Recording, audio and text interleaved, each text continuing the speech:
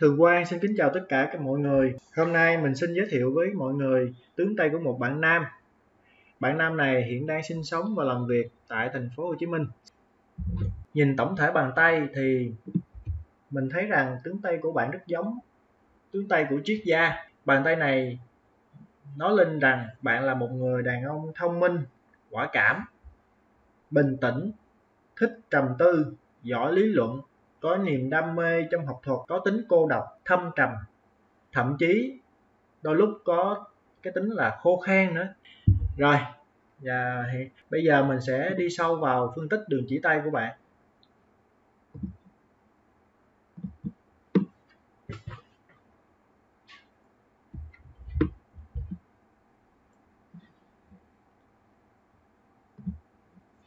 Đầu tiên mình xin luận về đường sinh mệnh ha. Mình cũng xin giới thiệu sơ qua là đối với một người bình thường, thông thường sẽ có 3 đường chỉ tay chính. Thứ nhất là đường sinh mệnh, là đường màu đỏ này. Đường chỉ tay thứ hai đó là đường trí tuệ.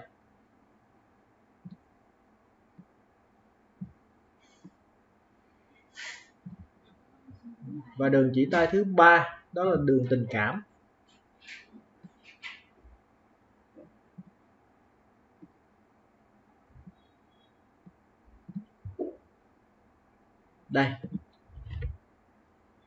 Đây là 3 đường chỉ tay chính mà bất cứ ai, một người thông thường đều có. Và những đường chỉ tay này sẽ không thay đổi từ khi bạn 18 tuổi trở đi. Đầu tiên. Rồi, bây giờ mình sẽ phân tích về cái tính cách của bạn thì mình đã nói sơ qua rồi. Ở đây có một điểm nữa nói lên rõ cái tính cách của mình á, tính cô độc á, nhất là ở đường sinh mệnh và đường trí tuệ. Hiện nay là lúc đầu điểm xuất phát của hai đường này là khác nhau, sau đó gặp nhau rồi lại tách ra nhau. Điều này chứng tỏ, cộng với một điều nữa là cái ngón tay út của mình hiện nay nó không đạt được tới cái lóng đầu tiên của ngón áp út. Điều này cũng là khẳng định một chuyện là bạn là một người có quan hệ xã hội không được tốt lắm, tức là mình là một người khá cô độc, và là mình có một cái suy nghĩ là trong mình luôn nghĩ mình là trung tâm.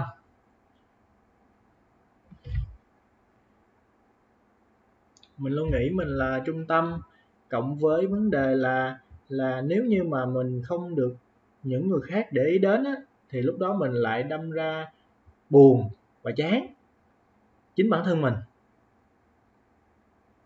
ha. Rồi, điểm thứ hai á, mình muốn nói ở đây á, là điểm đặc biệt trong bàn tay của bạn, đó chính là giữa lòng bàn tay có hình ngôi sao. Ngôi sao rất là to.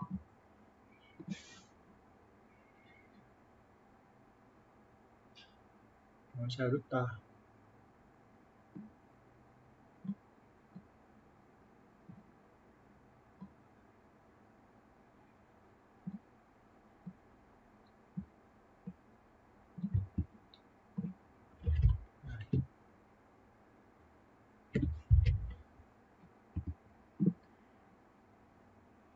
Đối với một bàn tay mà có một cái ngôi sao ngay giữa lòng bàn tay, vị trí này thuật xem tướng tay phương Đông còn gọi là phương đình, thì đây là cái điều thuận lợi và cho thấy rằng khi đến với vũ trụ này, bạn được vũ trụ ban cho rất nhiều điều kiện thuận lợi để thực hiện cái sứ mệnh của mình. Ví dụ điều kiện thuận lợi đó là gì? Thứ nhất nha, là ngay tại ngón cái của bạn, vị trí này,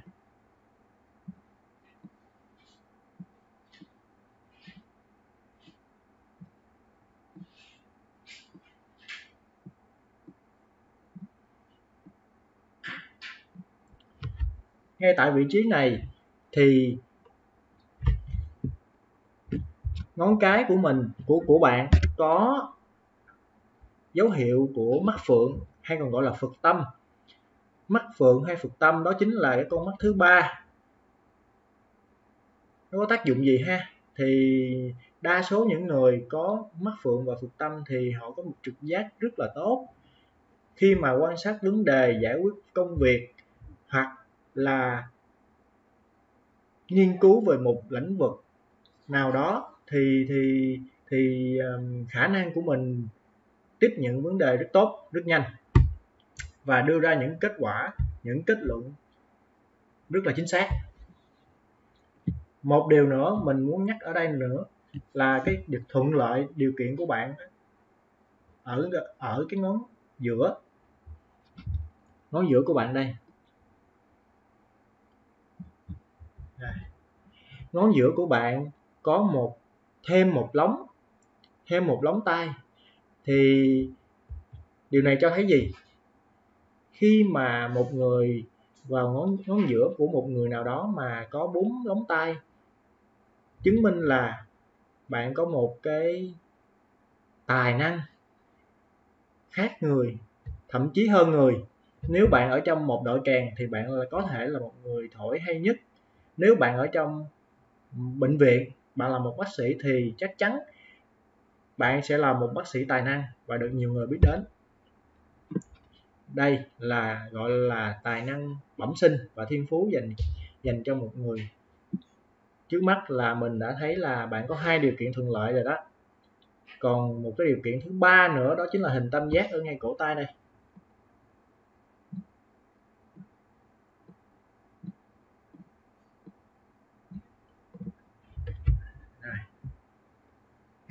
Hình tam giác ở ngay cổ tay cho thấy điều gì? Tam giác này nói lên rằng bạn là một người có hoàn cảnh khá là xuất thân á, hoàn cảnh xuất thân khá là tốt, của cải đầy đủ, vật chất đầy đủ, bạn không thiếu thốn gì hết. Đó chính là thể hiện của đường tam giác này ha. Từ 3 cái điều kiện thuận lợi này, mình nhận thấy rằng cái ngôi sao ở giữa lòng bàn tay chính là thể hiện bạn đã có một cái thành công rất sớm, từ rất sớm, và thành công này ảnh hưởng, nó giúp cho cái đường tài vận của bạn nó phát triển. Đường tài vận, mình sẽ vẽ cái đường tài vận của bạn đây. Đường tài vận mình cho màu vàng nhé. Đây.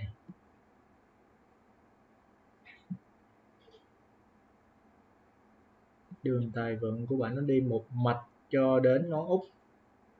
Đây là một điểm cộng. Tuy nhiên đường tài vận của bạn nó không có được đậm và sâu. Do đó hiện nay có thể nói là cuộc sống của bạn chưa đạt được những cái thành tựu mà bạn đang mong ước, mà bạn mong muốn từ lâu ha. Rồi bây giờ đối với bàn tay này á, thì mình khẳng định với bạn một điều: bạn là một người có tính kiên định và có trí tuệ. Vì sao mình nói như vậy? Vì đối với đường trí tuệ của bạn nó rất là dài, rất dài. Mình sẽ vẽ lại đường trí tuệ của bạn ha.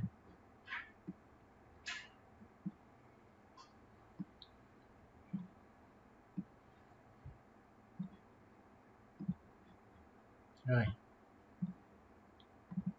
đường trí tuệ của bạn rất dài và nó cong cho đến gò hỏa tinh âm. Ngoài ra điều này cho thấy gì? Điều này cho thấy là bạn là một người kiên định với lại công việc hiện tại của mình và không suy nghĩ đến bất kỳ cái công việc nào khác.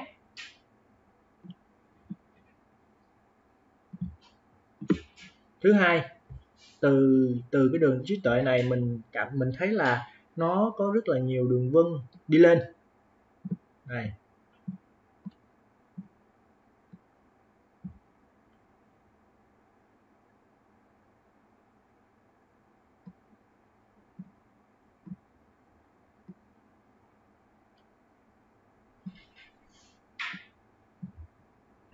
Rồi, những đường vân này là gì?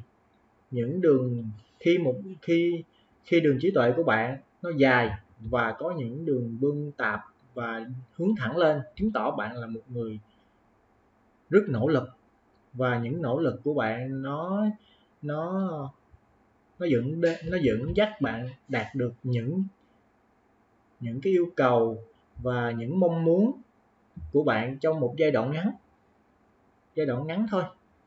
Cái này thể hiện là trong bạn đạt được những thành tựu trong một thời gian rất ngắn. Những thành tựu này không lớn. Tại sao mình nói nó không lớn ha? Tại vì hiện nay ở trên bàn tay của bạn, mình thấy đường sự nghiệp thì không dài, nhưng bạn có một đường nỗ lực rất lớn, rất dài. Đường nỗ lực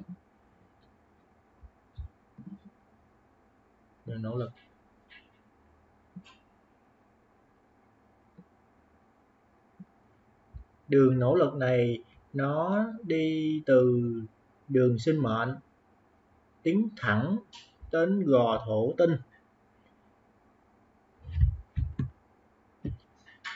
Cái điều thứ hai nữa mình còn có thể phân tích được là ở đường công danh của bạn thì hiện nay mình không thấy rõ, tại vì nó không đi đến gò Thái Dương, hoặc là đi đến nơi mà khẳng định bạn có sự thành công trong công việc. Tức là hiện nay theo mình suy nghĩ á, là bạn bỏ ra công sức làm việc rất nhiều, nhưng thành quả thì chưa đạt được.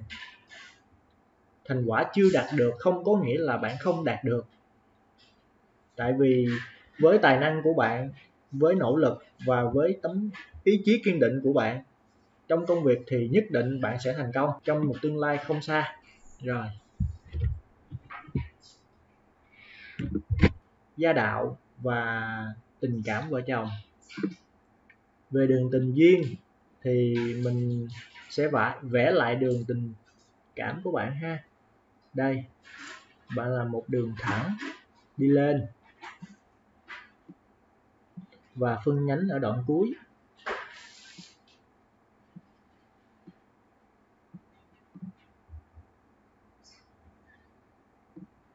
Trên đường tình duyên của mình có nhiều đoạn nhánh nhỏ như vậy, bị cắt như vậy.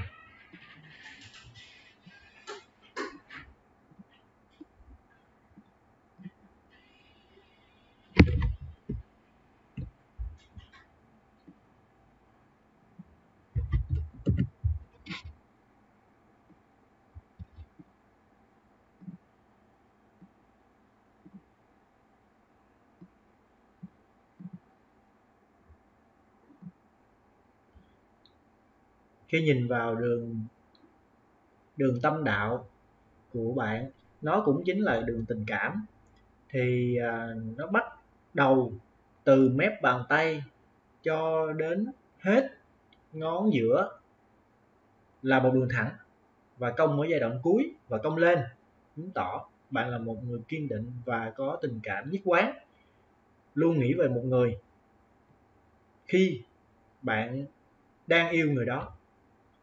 Tuy nhiên vào một giai đoạn sau này thì bạn lại có một cái đường thể hiện cái sự khó khăn trong tình cảm. Thì cái sự khó khăn trong tình cảm này nó xuất phát từ đâu? Theo mình nghĩ nó xuất phát từ đường hôn nhân. Nhận thấy là trước đây là bạn đã từng có ít nhất 3 mối tình và đã chia tay với họ rồi. Quay trở lại vấn đề về hôn nhân thì đường hôn nhân của bạn đang gặp tí xíu trục trặc. Đây là đường hôn nhân.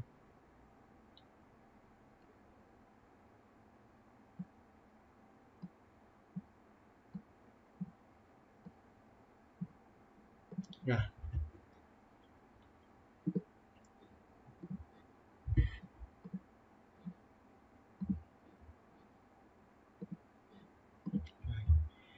bạn có thấy là cái đường màu đen này nè,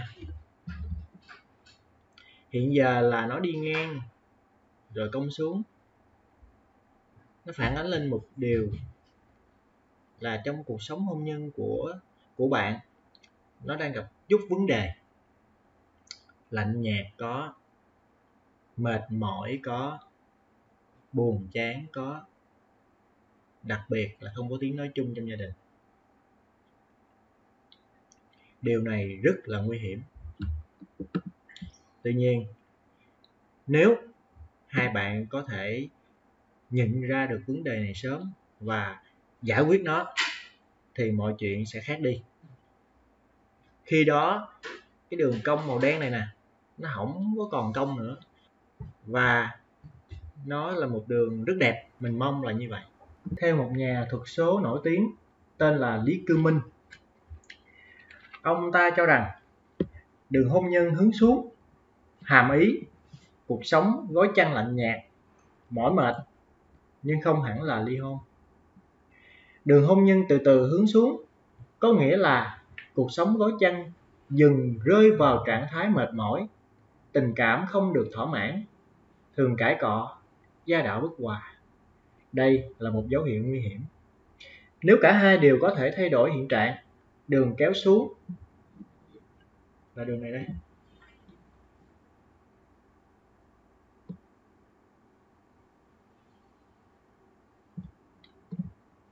Cũng từ từ biến mất, trở lại bình thường.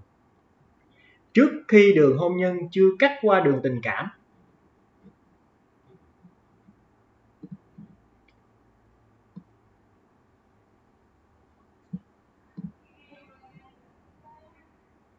thì nỗ lực của hai vợ chồng hoàn toàn có thể phát huy tác dụng.